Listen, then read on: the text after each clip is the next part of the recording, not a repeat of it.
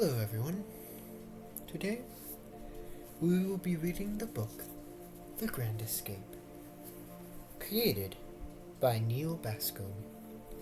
This book is a not full one-to-one, but it is a recollection of multiple soldiers, letters, recollections, everything from World War I and how they were treated in POW camps.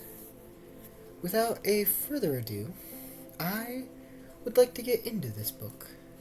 So, if you guys are ready to sit back and enjoy the book, well, just sit back and enjoy my reading. Let's start. The Grand Escape, the greatest prison break of the 20th century.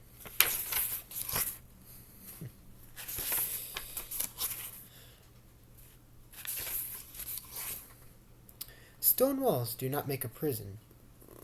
Stone walls do not a prison make, nor iron bars a cage. To Athla from prison. Richard Lovelace, inscribed on the Holzmann cell wall. It seems to me that we owed it to our self-respect and to our position as British officers to attempt to escape, and to go on attempting to escape, in the spite of all hardships. A.J. Evans. So, currently, we have a map of World War I Europe. So, let's get into this. A bit of history. As its outset, the march into World War I looked often like a celebration. In the capital cities throughout Europe, crowds poured into the streets, waving flags and singing their national anthems. Swept into this patriotic tide, soldiers mustered in their millions, and prepared for war by sharpening swords, cleaning pistols, polishing boots, and readying saddlebags for their cavalry horses. Flowers garlanded their paths to trains and ships, and words such as honor and glory were spoken with reverence. On June 28, 1914, Serbian nationalists had assassinated Austrian Archduke Franz Ferdinand in Sarajevo.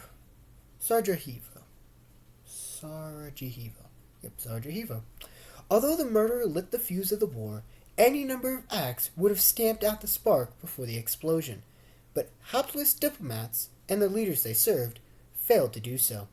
Indeed, many never tried, giving in to the suggestions of battle-hungry generals. Hastening the disaster was an assembly of ossified empires, tangled alliances, inflexible war plans, massive standing armies, and the views of Germany, most prominently those of Kaiser Wilhelm II. That their country must choose world power or downfall. Germany intended a swift march of its armies west through Belgium, followed by a broad sweep south to envelop Paris.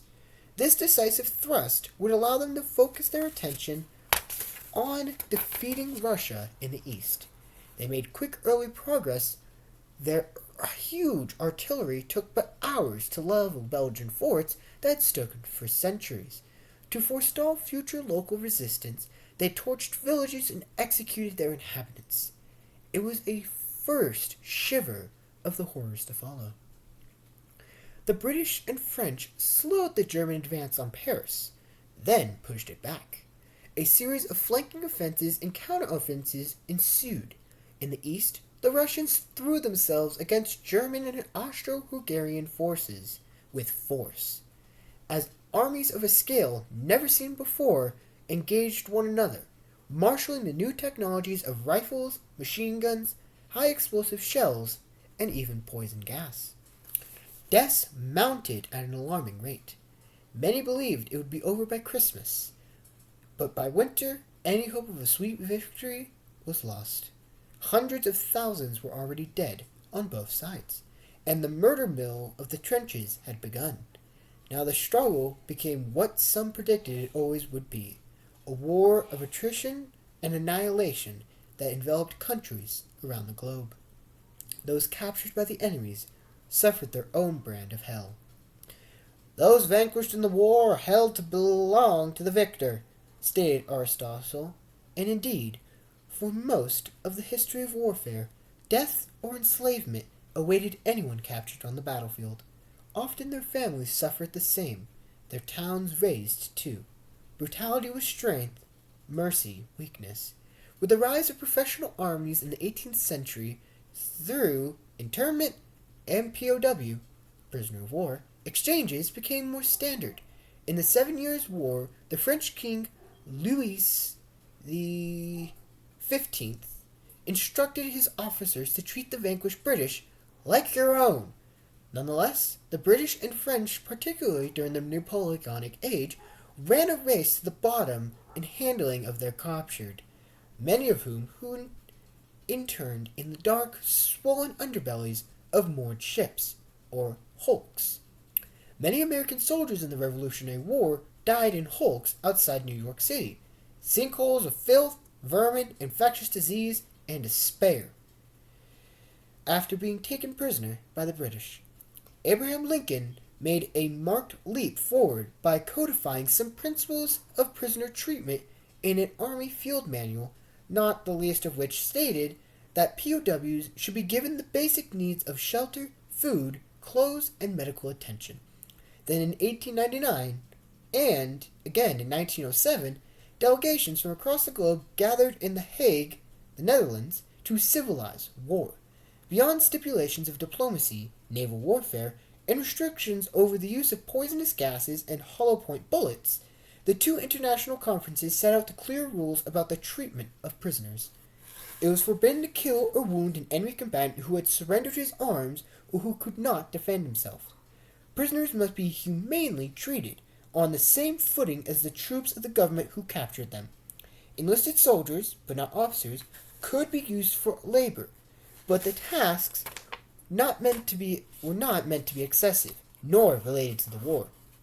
Relief societies should be allowed to channel aid to prisoners. Germany, Britain, France, Russia, Italy, the United States, and Austro-Hungary, among many other nations, agreed to use these conventions. The laundry list of do's and don'ts was so long and so comprehensive that the British international lawyer stated in 1911 that future POWs could expect a high saline time to be nursed fondly in memory, a kind of inexpensive rest cure after the worrisome turmoil of fighting. None of the diplomats gathered in The Hague in 1899 or 1907 could have anticipated the vast populations of prisoners that would come out of industrialized total war, nor the challenges this would involve. In the first 6 months of World War I, 1.3 million soldiers became POWs across Europe. Combatant nations struggled to confine and maintain this tide of men, and there was no sign that it would ebb at any time. As a result, treatment of prisoners often fell short of the agreed-upon ideal. Early in the war, Britain imprisoned POWs and interned civil... My brain is not braining. Apologies, everyone. Britain imprisoned POWs and interned civilians in overcrowded ships, akin to conditions in the Revolutionary War almost a century and a half ago. Yet despite accusations of wide-scale abuse from Germany, the majority held in Britain were maintained in decent conditions. In comparison, Russia was cruel towards POWs. Their prisoners died in vast numbers from neglect, exposure, and hard labor, many in Siberia. Germany was one of the worst offenders as caretakers of POWs. By mid-1916, they held 1.65 million men in a vast network of prison camps. The treatment of the British, French, and Russians were far from the high standard of civilized war promised by the Hague Conventions. In the act of surrender on the Western Front, 1 in 5 British soldiers were shot or bayoneted. The moans of the wounded in no man's land were often silenced the same way, or men were left to die on stretchers behind the lines. Those who reached field hospitals often perished from neglect. as German doctors would frequently carry through on their Hippocratic oath only after attending to their own countrymen. Soldiers were relieved of their watches, money, cigarettes, wedding rings, and even their boots. Individual acts of kindness occurred in these first hours of captivity, but they were far from the general rule. Roughly 80% of non-officers taken prisoner were forced to work for the Germans. Small numbers of fortunate ones, often the recovering wounded, served as orderlies in officer prison camps, cooking meals, cleaning rooms. Volunteers for these positions were easy to find. The majority suffered hard labor in Arbeitsgemeindos, working parties. They dug in the salt in coal mines, plowed fields, cut peat, split rocks in quarries, laid railroads, emptied barges, and worked in factories. They were treated little better than slaves, and were flogged and abused the same. For a period, their death rates were greater than those on the front lines. According to one historian, some 50,000 Allied troops and civilians perished under such conditions.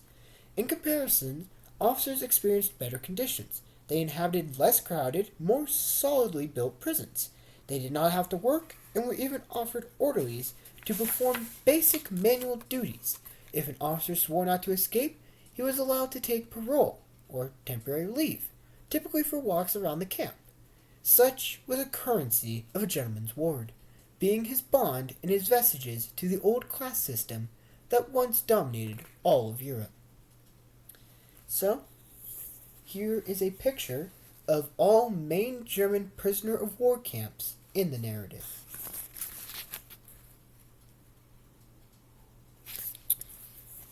Still, imprisoned officers and rank-and-file men alike were subject to German high command that convened against the Hague Conventions. The German army issued a handbook to its troops that called attention to the Hague Pledges, but included amendments about how prisoners could be put to death for insubordination, for attempting to escape, and refusal for similar measures by the enemy, and the very broad, in case of overwhelming necessity, the rights under the Hague Conventions ignored or abused. Prisoners in Germany were abandoned to fend for themselves against commandants who had a largely free hand in how they treated prisoners, regardless of their rank. The cruelest commandants sentenced prisoners to months of solitary confinement in small, vermin-infested cells. They inflicted beatings and innumerable petty humiliations. They allowed men to starve and their wounds to fester. They dispersed prisoners with bayonet charges. They shot at the defenseless, at times, in cold-blooded murder. Most prisoners endured these abuses, and despair at being unable to rejoin the fight against the enemy, without ambitions to escape. Some, a small minority, decided that breaking out of these terrible prisons was a necessity worthy any risk. A rare few succeeded. Prologue. That was all just history, my friends. Holzman, 1918. 27-year-old Lieutenant Caspar Kenyard was the number one man, the digger, this afternoon. He wriggled through the 18-inch diameter tunnel, 100 feet from its entrance. In one hand he held a flickering candle, its light casting a devilish dance of shadows about him. With the other hand he clawed at the dirt to drag himself forward. Roped to his leg was a shallow bin to bring out the excavated earth. Finally, after almost 30 minutes of crawling, he reached the end of the burrow. He scooped out a shelf in the mud wall, sat down on the candle, and briefly watched the flames struggle to survive in the oxygen-starved air. He took a breath, calmed himself best as he could, then started digging into the firm mix of stone and yellow clay. Far behind him, at the mouth of the tunnel, underneath a narrow paneled staircase, David Gray, the number 2 man, muscled the bellows and pumped air down to Kennard. Behind Gray, the number 3 man, Cecil Blaine waited to haul out the bin and pack the earth into a steadily shrinking space under the stairs. Each shift, they rotated the jobs. Nobody liked to be the digger. Tunneling was a nasty business. Kennard barely had space to shift his body. The burrow reeked of stale air, mildew, sweat, and rot. There were rats, worms, and other creepy crawlies, and never enough air to breathe. He was always banging his head against stones, and earth pressed on him in every direction, threatening to collapse and snuff out his life. Given his lifelong fear of confined spaces, Kennard had forced himself not to panic. Inch by inch, he carved out a small stretch of tunnel. Then he contorted his body to fill the bin with dirt and rocks. There were months more of this mole work ahead, months more of digging what was either a very long tomb or a path to freedom from Holzheim, the notorious German prison camp in which they were all incarcerated. Once beyond the walls of this land-locked Alcatraz, if they made it that far, he and his fellow prisoners would have to make a 150-mile journey by foot through enemy territory to the border. The Germans would assuredly launch a manhunt, and they could face recapture or a bullet at any turn. When not risking their own death tunneling underground, the men forged documents, smuggled in supplies, bribed guards for intelligence, and developed their cover stories for their flight to free Holland. To succeed would defy every odd against them. Chapter 1. The sky lightened from gray to pink as the 7th Squadron of the Royal Flying Corps, RFC. Royal Flying Corps, RFC, prepared to take off from their base. Already the din of shelling sounded in the distance. It was August 7th, 1916, at Fenviers, France, 20 miles from the Somme battlefront. "Contact, sir!" called the mechanic, his hand on the black walnut propeller of a Sopwith one-half sputter biplane. "Contact!" answered its pilot, Cecil Blaine, from an open-floor cockpit. Blaine pushed the throttle halfway, allowing the fuel to rush into the 9-cylinder rotary engine.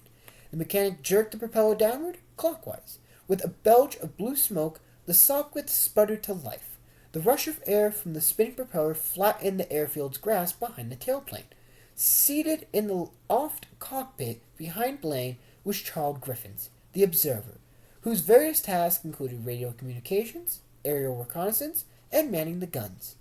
Once they finished their flight checks, Blaine waved his arm fore and aft, and the mechanic yanked out the wooden chock securing the biplane's wheels in place. All of 19 years of age.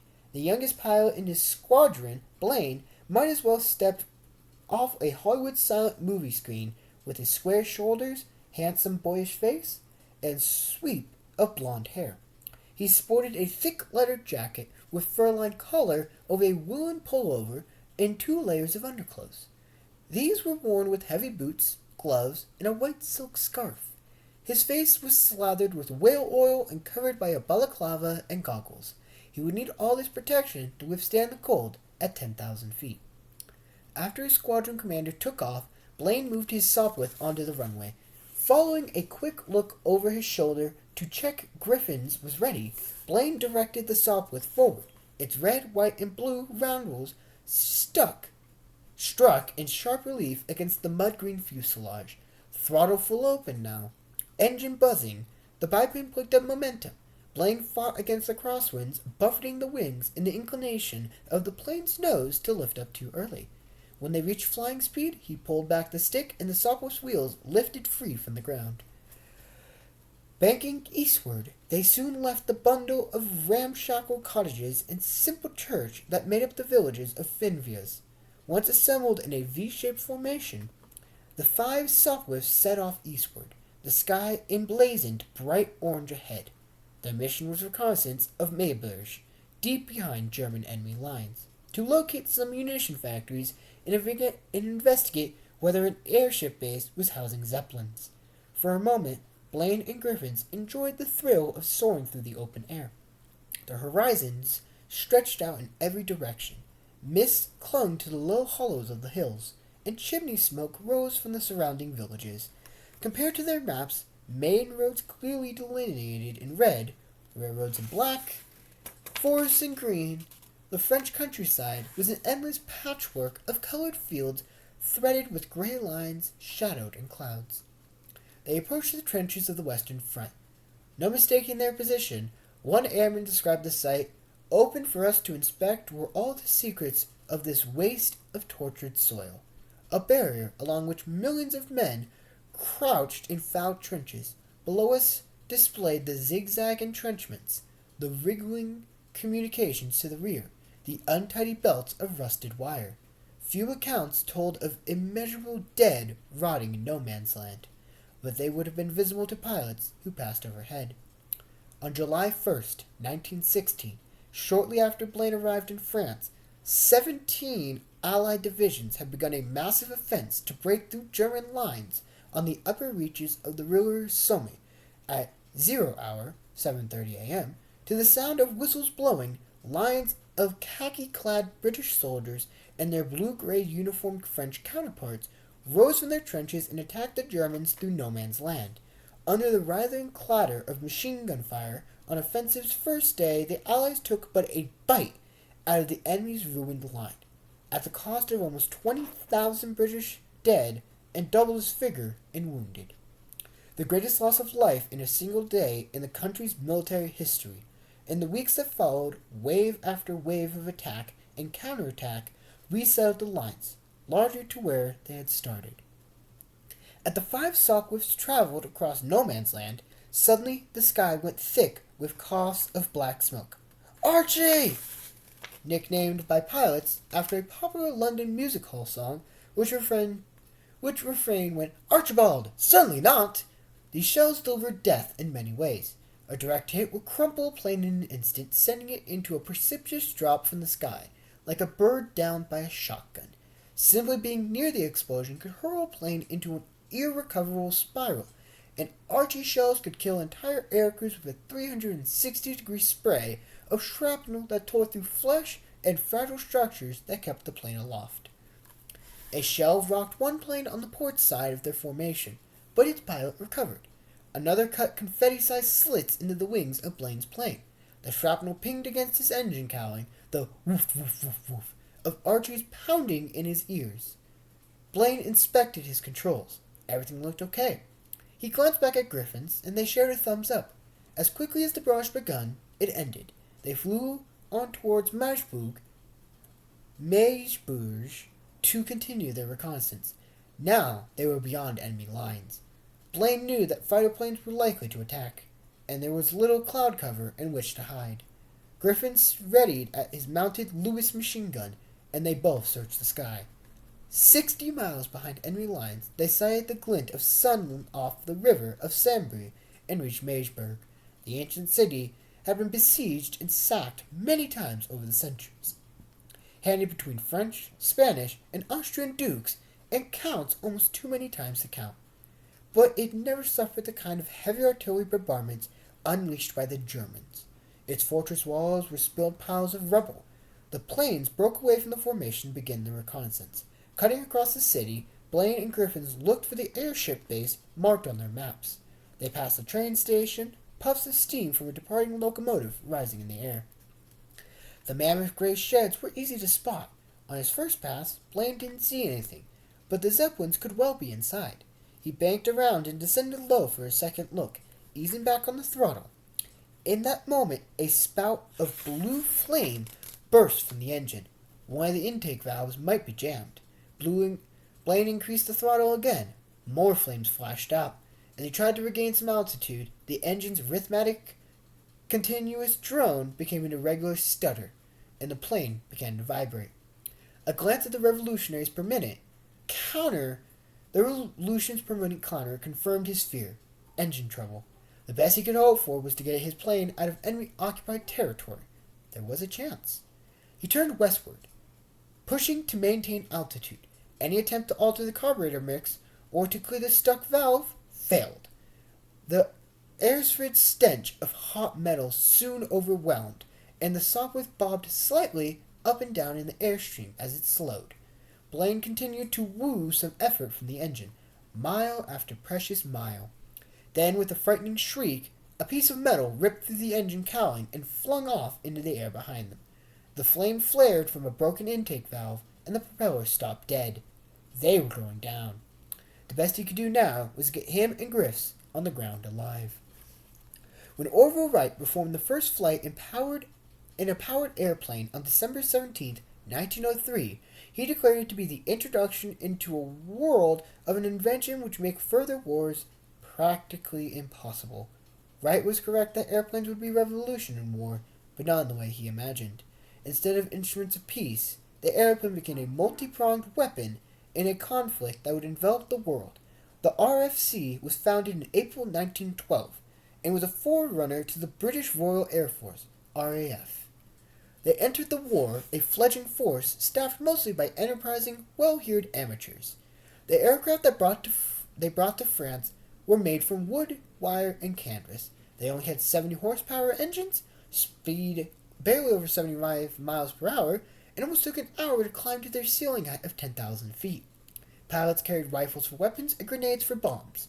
Soon after fighting began, however, many credited the RFC's bird-eye roll tracking troop movements with starving off the German envelopment of British troops, and an early knockoff blew in the war. A dispatch to London from the field commander praised the RFC's skill, energy, and perseverance. In his pilots, Hugh Trechard, the RFC commander in France, looked for high spirits and resilience of youth, under 25 and unmarried, athletic, alert, cheerful, even happy-go-lucky. The paragon would also reveal initiative and a sense of humor. The greatest strength was incurable optimism. Blaine failed the bill. The eldest son of wealthy English cotton merchant Cecil William Blaine was born in 1896. As a schoolboy, he attended Letro, a Scottish boarding school that churned out its share of famous bankers, politicians, judges, and clergymen. The school was often known for sport, and Cecil excelled at cricket, rugby, and golf. On graduation, he went to South Africa, where his uncle owned a large ranch and pineapple farm. There he tended fields, rode horses, and spent his days in the sun. The outbreak of war ended this free-spirited life. Blaine felt compelled to return to fight for his country. With his connections to the British elite, he easily secured a spot in the RFC.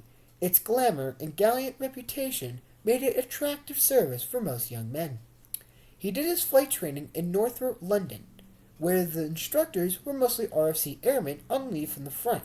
Some of them washed out from trauma. Crashes were frequent, often deadly.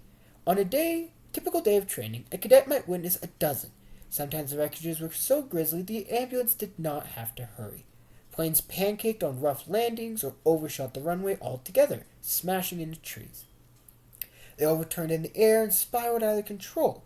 There were mid-air collisions, engines died, petrol ran out, wings became untethered, rudders stuck. Of roughly 9,000 men who died in the RFC over the course of the war, 1 in 4 were killed in training. Blaine survived, and on January 14, 1916, he was issued his wings. That June, he was assigned to a newly formed 7th Squadron responsible for long-range patrols in enemy territory. He left for France in time for launch of the Somme offense. There was nothing for Blaine and Griffiths to do but land. They sailed over a French village, low enough to see its inhabitants looking up at them with incredulous faces. Blaine spied a level pasture dotted with cows. He set the plane down gently, its wheels rumbling to a stop in the high grass, and they scrambled out. Perhaps if they were able to fix the engine, they could get back up in the air. One look at the shredded crankcase dashed their hopes. Orders were that if they would come down behind enemy lines, they would destroy the machine so the Germans could neither use it nor learn from it. In this new battlefield in the sky, every advantage in developing technology might prove the difference between defeat or victory. The two men set upon their wooden craft, putting their fists and boots through the canvas wings. Griffin opened the fuel tank and soaked a cloth with petrol. He circled the plane, smearing the petrol across the wings, then set it on fire. Flames ran across the fuselage and wings just as German soldiers appeared, weapons drawn. The Germans brought the two men to a nearby town of Cambrai and put them in a sliver of a cell in an old stone fortress. First they noticed the stifling heat, then the foul smell. When they tried to sleep on 2 straw mattresses filled the tiny space, they found their threadbare. Soiled blankets were alive with lice. In the morning, a guard brought them some square hunks of sour black bread, their first food in 24 hours. Lunch and dinner were a cabbage soup that looked like filthy bath water. It was served in slop pails. They were let out of their cells briefly and found the prison crowded with Allied soldiers and plagued by dysentery. A wounded soldier lay on the stone floor, his upper arm a feed glob of open flesh, dry blood, dirt, and straw. Nobody was allowed to help him. Night after night, Blaine laid on his mattress, too troubled to sleep. Escape crept around the edges of his thoughts, but the shock of his capture overwhelmed him. That is Chapter 1. I am planning on going... Let's go to Chapter 3. Chapter 2. There is to be a big push shortly. Every atom of energy must be concentrated on the task. General Hugh Boom Trechard spoke in thunderous voice and hard-charged altitude. That had earned him his nickname. Our bombers should make life a burden on the enemy lines. Reconnaissance jobs must be completed at all costs. At Le Himier Aerodrome in northern France, Captain David Gray accepted these orders with his unusual aplomb. A flight leader in the 11th Squadron, home of several of the RFC's finest aces. Aggression in the sky was his specialty. Trimly built, with an erect posture in nearly pressed uniform, Gray looked military, every inch, his stern glance accentuated by a ruler's straight point in his hair, high forehead and trim mustache, and hatchet nose, marked an officer who brooked no compromise with himself or his command. On September 15, 1916, after a heavy artillery bombardment of the German lines that one pilot likened to a solid gray wool carpet of shell burst, British soldiers rose from their trenches in another major offense on Somme, aided by tanks that cleared a path and provided gunfire cover. The troops overran 9,000-yard stretch of German trenches. Gray, his observer, Leonard Helder, and scores of other RFC air crews flew day and night, both before and after the initial ground attacks. Beyond threat of Archie and risk of mechanical failure, they also faced attacks from German fighter squadrons. The RFC was increasingly being seen as a suicide club, and a pilot who lasted a few weeks on the front line was considered an absolute master. Air crews were not issued with parachutes, and when they prepared emergency kits with rations, maps, and other gear to allow them to survive if shot down, their commanders cascaded them for showing an unwillingness to fight to the bitter end. One crews in British command did not know yet was that Oswald Bolkig, a fearsome German ace, was back on the Western Front, an aggressive, practiced ace. 25-year-old Bolkig was a keen tactical thinker. The German Air Force had sent him to the east for the summer, but in late August, with the RFC again holding supremacy in the sky, they ordered him back to turn the tide. Bolkig started a new squadron, the Jagdwaffen, which sole purpose was to hunt British planes. He recruited the best pilots, including young Baron Manfred von Richthofen, soon to be known as the Red Baron.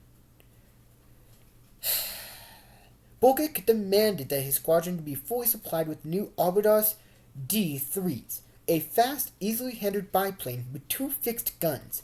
With its tactic of coordinated assault, the Jagdwaffen was a vicious force. At their aerodromes in France, Allied pilots chronicled the rising threat in flight logs, diaries, and letters home. Mostly they tried to relax between missions. They went on walks, rode horses, drank Fran's port, played bridge, listened to music on the gramophone, and sang songs.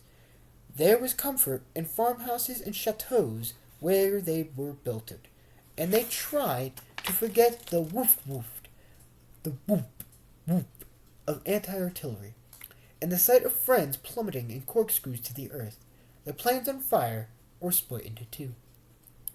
Gray reviewed his mission for September 17, 1916, pinned to a squadron notice board, lead a 6-plane fighter escort on a bombing run to Markong rail junction to disrupt the German resupply of men and ammunition at the Somme. He suited up in preparation for the attack ahead. At 30 years of age, he was the old man in the 11th. Few, if any, had his military experience, including action under fire. His fighters and his bomber crews, they were protecting would-we need. His fighters and his bomber crews they were protecting would need every bit of it. Sorry. Gray had spent the first part of his childhood living in a tea plantation hewn out of dense Indian jungles of Upper Assam. It was beautiful and a perilous place, a land of mist rivers and dense canopies of palm trees, and also insufferable heat, moonspoons, malaria, cobras, and leopards that preyed in the dark. He was almost 8. His family returned to England. His father opened a medical practice in London, and they lived in a townhouse in the well-heeled neighborhood of Regent's Park. The culture shock was profound, but David adapted quickly. He settled early on an army career and attended the Royal Military Academy in Woolwich, southeast London, founded by King George II, also known as the Shop. The Academy's students were designated to be sappers, engineers who built roads and bridges, and laid and cleared mines, or in the artillery, a shrill trumpet called reveille at 6:15 a.m. Then, after a parade, cadets attended lectures in ivy-clad red-brick buildings on everything from history and mathematics to electricity, fortifications, and explosives. They built wooden mountings for 80-ton artillery guns and soldered shell casings. They surveyed hills and dug long tunnels across the campus grounds with pickaxes and shovels. Upon graduation, Gray was commissioned as a second lieutenant in the Royal Garrison Artillery and was stationed in a fort on the Red Sea. 2 years later, wishing to return to the country of his birth, he joined the 48 Pioneers of the British Indian Army. Although as an infantry regiment, the Pioneers specialized in constructing bridges, fortifications, and roads in often impassable Indian landscape. Gray was well linked both by his soldiers and by the officers above him. He was promoted to a lieutenant. His record read, a capable and efficient officer, good eye for his country, his tact and judgment, energetic and self-reliant. Positions as quartermaster and adjustment followed, then a promotion to captain. Gray also sank himself into the culture in which he lived. Languages came to him as easily as bad habits did to others, and his nickname in India was Mushi, teacher of tongues. Besides English, he spoke French, German, Russian, Bengali, Hindi, and Arabic, as well as a healthy smacking of several other languages. Soon after the outbreak of World War I, the 48th Pioneers embarked from Bombay, modern-day Mumbai, in the 6th Pune Division of the British Indian Army. Their transport steamed at the Persian Gulf and anchored at the mouth of Shatt al-Arab, a river created from the confidence of Tigris and Euphrates. The British needed to ensure a steady supply of oil from Mesopotamia for the war effort. From that, they had to maintain dominance in the region, first by wresting control of Beskra from the Turks. Within days of Pioneer's arrival, Gray led a machine gun company in a fierce fight to take Kut Az-Zain, a fort manned by 4,500 Turks. Gray thrived in his first test of combat. The division then force-marched 30 miles across the desert to take Basra from the fleeting enemy. In spring of 1915, Allied biplanes of the newly founded Indian Royal Flying Corps soared over Basra, scouting Turkish movements in the deserts to the north. The sight inspired Gray. Here were masters of the air, flying engineered marvels able to evade or engage the enemy on their own terms. Later that year, Gray returned to London to claim a spot in the RFC flight school at Hendon. He was schooled in dogfighting by Albert Ball, Britain's most famous ace. After earning his wings in January 1916, he distinguished himself flying for a home defense squadron, then another in France, before the elite 11th recruited him to be their fighter ranks. Soon after becoming a flight leader, known in the squadron for his preternatural calm. After a dismal breakfast in the mess hall, Gray and Helder took in their trusted Farman experimental FE-2B. Helder was an experienced observer, and he and Gray made a fine team. Their British-built two-seater, and its V-shaped structure, stab of a tailwing, and a 160-horsepower engine had served them well on numerous missions. It carried colored streamers on the tailwing to market as an escort leader. Minutes after clearing the aerodrome, the engine started to knock, and Gray signaled the 5 other escorts to return. Ground crews prepared another FE, this one new, freshly off the factory line. To RFC, though, To the RFC, though new, meant untested and prone to fault. Gray ascended into the air again, this time without much confidence in his machine, but because of a low fog, the run was postponed again, and they returned to the base. At 9:30 a.m., he left Le Hamul for the third time. His friend Leon Morris, with whom he learned to fly, was second lead. The sky was now clear and bright. Gray and Helder circled at 10,000 feet, waiting for the arrival of the bombers. They could see white cliffs of Dover in the distance, on the other side of the English Channel. Although it was wonderful to see their homeland, the clear skies guaranteed attack from German fighters, and the lack of clouds meant there would be no place to hide. Helder sighted the dozen bombers from the 16th Squadron to the north, slow but sturdy BE-2Cs carrying 20-pound and 112-pound eggs under their carriages. Gray wagged his wings, indicating to the other escort pilots to tighten into a diamond formation. A red flare from the lead bomber signaled the mission was a go, with Markong only 35 miles away. The journey would be short. Before crossing the front, Helder fired his Lewis gun to warm up its action. No sooner had their ears stopped ringing from their own gunfire than bursts of Archie surrounded them. All the planes sailed unharmed through the barrage. Perhaps fortune was shining on them, and the run would come off without interference. Shortly after, they spotted the sun's reflection shining from the railway track that ran to Marcoing. The bombers were below them at 6,000 feet. They were now zeroed in on the railway junction. Gray maintained his escort position above, where they could prevent any diving attacks from the enemy. All his crew kept a sharp eye out. The eggs were dropped one after another over Marcoing. Explosions rocked the air and sent up mushroom clouds of black smoke. Job well done by all. The 16th turned back towards the west. Gray and other escorts turned to follow the bombers home. Suddenly the sky was alive with black cross planes swooping in from the blind of the sun. "Fritz!" Helder screamed through the rush of the air. Bullock and his Jägerstraffel drove home their surprise attack. One British bomber was ripped to pieces. Gray banked and dove to protect the others. Watching the German planes for any change in their direction, he gauged his angle of descent to maximize his plane's arc of fire.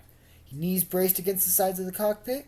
Helder stood on his seat to better direct the Lewis gun. Its bullets cut through the air. An albatross exploded into a ball of flame. Gray's and Helder's quick and courageous actions gave the rest of the bombers the seconds they needed to escape to the west. The scarlet and black planes cartwheeled across to focus on the 6 escort fighters. They swarmed the British with bewildered force and speed that would earn them their subquit, the Flying Circus, a coarse-quarter rake of bullets from Bullock ripped through Gray's engine and shredded an aileron. Propellers stopped, balance control lost, the plane plummeted into a spin. Helder hung onto the strut to avoid being flung out. Bullock hounded them as Gray tried to recover. Bullets punctured the petrol tank and shredded a wing. Then the Germans swung away to single out another fighter. The others in the Jagenwaffel swerved and side-slipped through the air in an elegant but deadly pursuit. One of them, Richthofen, aiming for his first victory. Chased after Morris, the second lead of the British squadron. Ground approaching, the world of dizzying swirl sky in black smoke. Gray fought to recover from the spin. Nothing worked. The altimeter quickly spun downward. 4,000 feet, 3,000, 2,000. Gray wrenched the stick back and forth and pressed the foot controls to adjust the rudder. They spiraled towards the ground as petrol sprayed from the punctured tank. 1,000 feet, 5,000 feet. With a sudden calm, the plane stopped its corkscrew and they leveled out. Gray tried to restart the engine, but he was shot dead. Moments later, he crash-landed into a field crowded with German infantry and a reconnaissance balloon. His face lacerated with cuts. His arm broken. He crawled out of the plane. Helder also survived the crash. Quickly, a match was struck and touched to the wreckage. Already soaked with petrol, it burst up in flames. Soldiers encircled the British airmen a safe distance from the blaze. A gray-haired officer approached, his Luger pistol pointed at their heads. "You are my prisoners, gentlemen," he said in clipped English. Gray and Helder raised their arms as their plane disassembled behind them. At that moment, overheard Richtofen put one last burst of bullets into the plane flown by Morse. It fell sideways and crashed behind some trees, 500 yards from where Gray and Helder stood. They could do nothing. The German captor stood there, his pistol trained on them, as if confused about what to do next. "Mind if we put our hands down?" Gray asked, too much in pain, too distressed over seeing his friend go down, that he did not much care about the dangers his words might put him in. Gray was quiet for a short ride to Cambrai. For a man like him, capture was a black mark of shame akin to desertion or self-inflicted wound. He had no choice except to surrender, but that did not lessen the blow.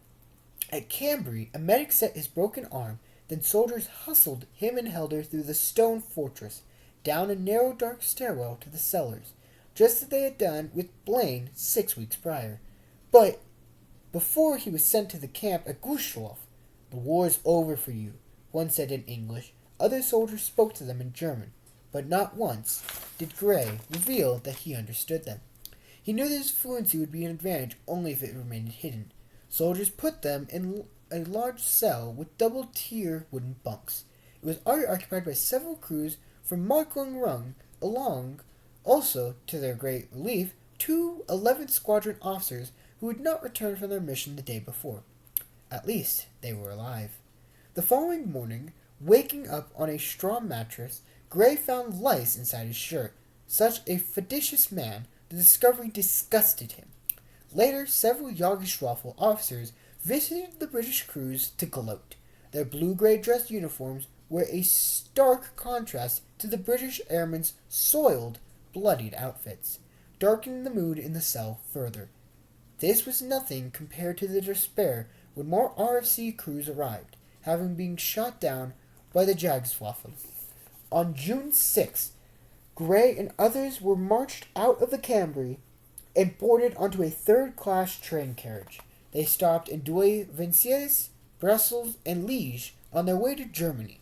The battered ruins afforded them a close look at the efforts of war. Everything was shrouded in a veil of gloom. The streets crowded with pale-faced widows dressed in black. At Aachen, they knew they were across the German border at last. In Cologne,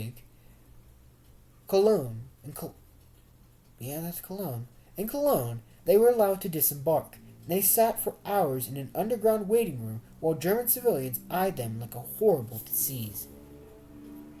Chapter 3. Caspar Kenard's first flight in France on October 9th, 1916, was only meant to be a short one. He wanted to feel out his BE-2C reconnaissance plane, and to his bearing around St. Omer air mechanic. To get his bearings around St. Omer, air mechanic Ben Digby, whose oil-smeared face looked barely old enough to manage a beard, came with him as an observer, and as his guide, since he knew the area well. Minutes after takeoff, they were already in trouble. Heading southeastward, engine rattling, Kenard could not coax the plane to climb higher than 2,000 feet. Digby turned around in a forward cockpit and signaled that they needed to circle back. But they were crossing over trenches at an altitude that would put them in range of small arms fire. As Kenard banked around, the plane was consumed by a huge cloud. Wisps of murky white vapor blinded him, and he lost all sense of direction. Again he throttled the engine, hoping to climb into clear skies, but the plane would not respond. Then in an instant they were free of the cloud, only to discover themselves straight over the enemy trenches, low enough to see individual German soldiers. There was no escape. Black shell bursts around them. With terrible hiss, fragments tore through the fuel tank. One shell exploded directly under the port side wing, tipping the plane over on its side before sending it into a nosedive. Kennard fought to regain control. Still, they plummeted in the frenzy. Digby was sure his pilot had been hit. He began to climb from his seat to take over the stick.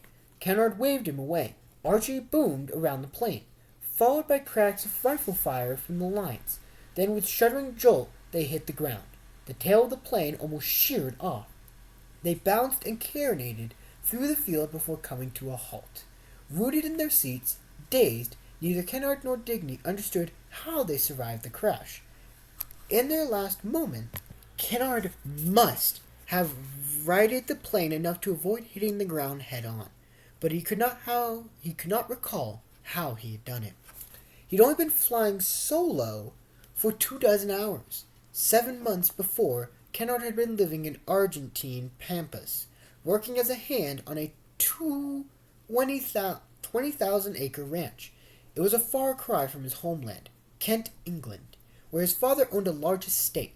Casper spent his early years in the family's stately home, Freeth Hall outside Maidstone, then attended Feedskul in Essex. I have no clue how to pronounce that. A private boarding school, with his older brother Keith set to inherit the family estate. He decided to make his own way in the world and left on a steamer ship for South America. By April 1916, with newspaper accounts and letters from home chronicling the German advances on Verdun, Kennard could no longer remain on the sidelines. He returned to England and joined the RFC, 25 years old and big-boned. He looked like he could wrestle a steer to the ground. He had a bushy mustache and dark slicked-back hair and kept a carved wooden pipe stuck between his teeth. After earning his wings, he served in a reserve squadron before being sent to St. Omer. He had been there less than a week when he was shot down. A company of German soldiers surrounded Kennard and Digby before they could climb out of the plane. He took them to a holding camp somewhere behind German lines. Kennard wrote to his parents. 3 days later, although lucky to be alive, he described consumed by disappointment. You can imagine how we feel. It was my first flight to the lines, and to come down without even had a decent scrap of it. Days later, their captors took Digby to a camp for common soldiers and sent Kennard to an officers' camp at Guschlof. He did not remain there for long. Hungry for more than bitter soup, bristling against his imprisonment, and desperate to be back in the fight he'd only just joined, Kennard decided to attempt escape. When the guard making the lunch rounds came to his cell, Kennard hurled him against the wall, sprinted through the door, turned the key, locking the guard in. He found himself alone in the hallway with no plans for where to go. Next, if he stepped out of the building and tried to make a run for it, the gate, in broad daylight, guards would shoot him. If he hid out until dark, he'd be found missing at roll call, and a search would ensue. Resignated to his mistake, he sat down and waited to be discovered. The consequence was that the Germans delivered him straight away to another camp, Onnesbruck, where the commandant, a man called Blankenstein, had him thrown in a solitary cell, giving no indication when or if he'd be allowed to join the general barracks. Kennard was beginning to understand that the Germans had no intentions of abiding by the rules of war that had been determined his treatment. By the time he emerged from isolation, he decided that a successful escape was his best shot at survival. When he led into the gravel yard for the first evening roll call, he noticed that a few straggly trees around the yard's edge looked as haunted and stark as his 28 fellow airmen who now stood with 200 Russians, 90 French, and the cold dusk chill among them. Among them was Captain Gray and Second Lieutenant Blaine. Commandant Blankenstein arrived, and one of his lieutenants shouted out the roll call. Kennard answered his name when called. Otherwise, he stayed apart from the other airmen. His unlit pipe stuck firmly between his lips. Once all the prisoners were accounted for, Blankenstein stepped forward and singled out Kennard out of the line. Any further attempts to escape, he was warned, would bring the harshest of punishments. Then he disappeared. He dismissed them. A guard brought Kennard to a second-floor room where 7 of his countrymen were already installed. There were beds for each of them, 2 chairs, single table, and a stove, but no supply of coal. At first, Kennard kept to himself, preoccupied with brooding over his capture and scouring Onnesbruck for a means of escape. Behind the schedule of roll calls and meals, there was little else to do. Some of the British made friends with their fellow Russian and French officers and started language lessons. Others organized boxing and wrestling matches in the small yard. They were allowed to send 2 letters, of 4 pages maximum, and 4 postcards each month, so their letters home were usually written in minute script, using every inch of space. Most included requests for food, clothing, money, books, and a host of other items. The British Red Cross helped facilitate these deliveries and also sent parcels of food to British captives every 2 weeks. The German High Command was more than happy to allow its enemy to sustain its imprisoned troops. Onisbrink also ran a brisk business out of its canteen that supplied the meager, often putrid, meals served by the Germans. Prisoners paid for items with Lagergeld, specially issued camp money funded by either from their military paying captive, per an agreement between the British and German governments, or through transfers from their own banks in England. In early November, Kennard discovered a window with a missing latch at the end of the second floor hallway. The window faced a 12-foot-high wall topped with barbed wire. A plan fell into place. Kennard would drop out of the window at night, cut through the fence that surrounded the barracks, get to the 12-foot wall, climb over it into the street below. From Osnabrück, he would take a train to a town close to the Dutch border, some 70 miles away. Once in neutral Netherlands, he would be free to return to England and to the fight. But first, he would need to learn a few words of German. Everyone at Osnabrück knew the Captain Brace spoke German flawlessly, despite his efforts to hide it. Kennard went straight to his room and asked to be taught how to buy a train ticket in German. Gray was reluctant, especially when Kennard refused to say what preparations, if any, he had made for an escape attempt. Disciplined and uncompromising, Gray was not one to involve himself in any foolhardy ideas. Kennard revealed his plan. That was probably the most he had spoken in weeks. Gray thought the plan had promise, but suggested there was no way a few phrases of German would be enough to secure a railway ticket. Kennard would have a better chance getting to the border on foot. For that, he would need a compass, food, and a map, and it would be best if he had help. With a couple of men, he could gather the essentials more quickly. Together, they could watch out for each other on breakout night. Together, they could support each other on the journey to the Netherlands. To round out the group, Gray recommended a third man to join them, an officer called Cecil Blaine, who had also come to him for some tutoring in German. He had the guts to spare. Before Kennard could ask, he had a breakout team. For the first time since his capture, he felt his dark mood lift. The three men stared with milk. Every schoolchild knew that it could be used as invisible ink. Dip a fountain pen in milk, scrawl a message on a blank sheet of paper, write a note on top of that in ink, then send. The recipients run a hot iron over the paper, and the fat of the milk below burns, revealing the hidden words. Message delivered. On the inside of the envelope addressed to his mother, Blaine wrote in milk that he needed a compass smuggled in. He also wanted some warm clothes, but these could come in an ordinary package. So she knew how to find the hidden message in the envelope. He put a simple code in his letter.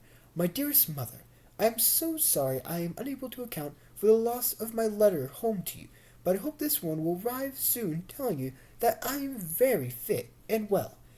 I cannot tell you how long to come get again. With the additional missing letters, the code spelled out search. Gray and Kennard prepared similar messages. Will they twig it? Blaine wondered. Even if its letters cleared the censors, he feared that his mother might not decipher the code. While they waited, the three men acted like they were settling in Onisbrück for the long haul. They made friends with some Russian officers. At night they would have tea together and listen to concerts given by Balalika and guitar players. They even participated in a theater show with some fellow RFC pilots, twigging themselves together and acting the part of an automobile racing across the stage. The assembled men roared with laughter. Not all was easy diversion, especially for Gray.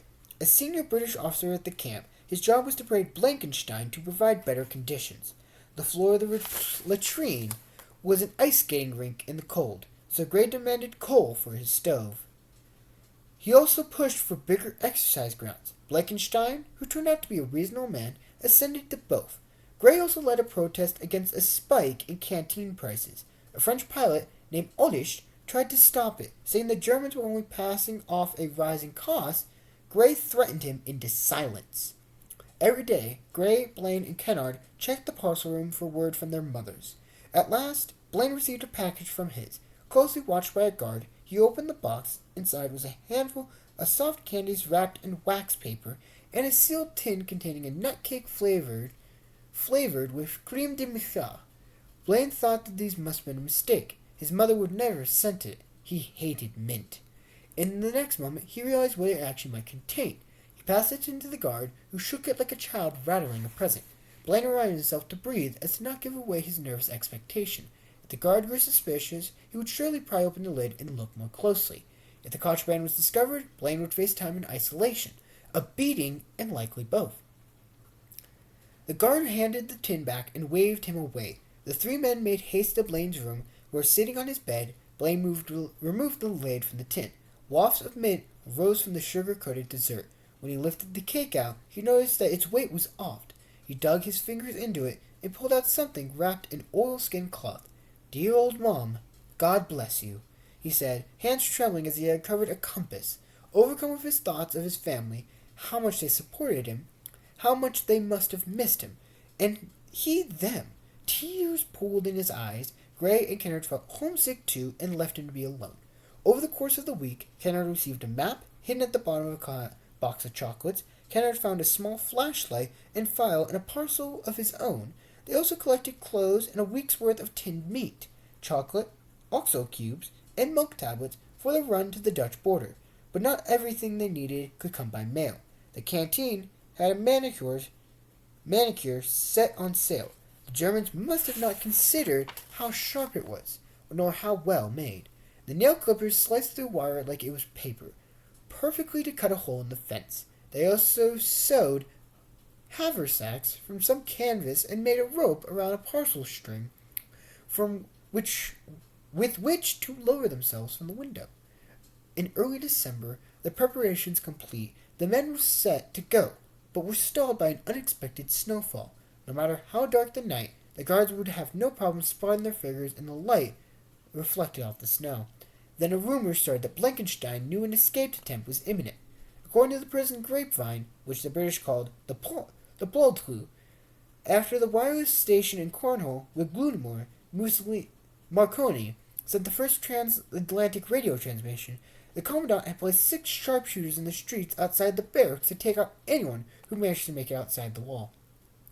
At first, Gray, Blaine, and Kennard did not believe it, but they kept careful watch for the next few nights and spotted some figures with rifles stalking the dark outside the walls. They decided to put their escape on hold. Surely the Germans could not maintain such vigilance through the long winter. Then, on December 17th, Gray was informed that he was to be moved to another camp. The three were shattered by the news. Their cabal was broken. And that is Chapter 3. I enjoy this book. I really hope you guys enjoy this book too. Now, I'm going to play our outro song, which hopefully is enjoyable. So, hope you guys have a great night, and let's just sit and listen to this great song.